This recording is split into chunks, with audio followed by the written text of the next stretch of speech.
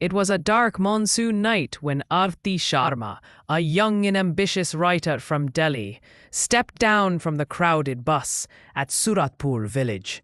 The rain had turned the dusty lanes into streams of glistening mud, and a chill breeze whispered through the trees.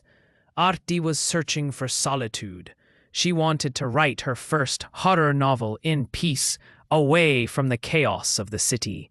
She found a little house at the far end of the village, old, wooden, and covered in moss. The rent was unbelievably cheap. The owner, an old man with trembling hands, warned her softly, "No one stays here. That house carries an old curse."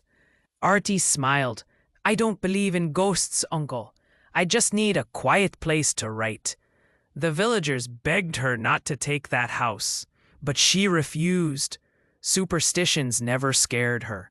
With her notebook, laptop, and a spirit full of curiosity, she moved in that very evening. The first night was silent, except for the sound of rain tapping on the window. As she wrote her story, the electricity flickered. She thought it was just a storm. But when she looked up from her laptop, she saw something. A faint silhouette standing in the mirror behind her. When she turned around, there was no one.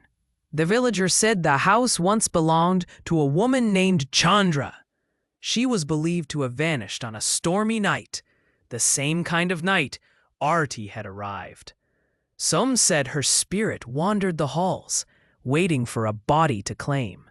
Aarti ignored the tales, but the haunting grew stronger. Each night, she heard whispering voices echo through her room, soft at first, then clearer.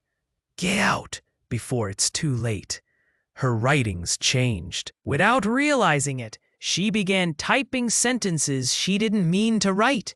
Stories about drowning, shadows, and a woman crying. Sometimes, when she would wake up, her hands were covered in dried mud, though she hadn't stepped outside. One evening, after another power cut, she lit a candle. The wax dripped onto her notebook as she heard footsteps circling her. She froze.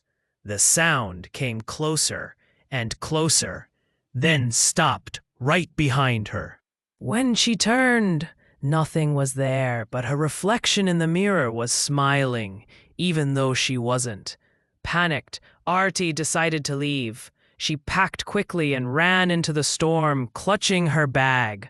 But no matter how far she went, every lane twisted back to the same gate, the house's gate. Breathless, soaked, terrified, she screamed for help, but the rain swallowed her voice. Inside, the door creaked open on its own. The candle she had blown out was burning brightly again. Drawn by some invisible force, she stepped in. The door slammed behind her with a thunderous echo. The next morning, villagers noticed the house's windows open wide, curtains fluttering in the cold wind. They went inside and found her notebook lying on the floor, open to the last page. Written there in mud were the words, "I finished the story. Now it's her turn." No one saw Aarti again. Since that night, anyone who tries to rent that house never survives the first storm. Some say they still see her face in the mirror, smiling, waiting for another writer to come.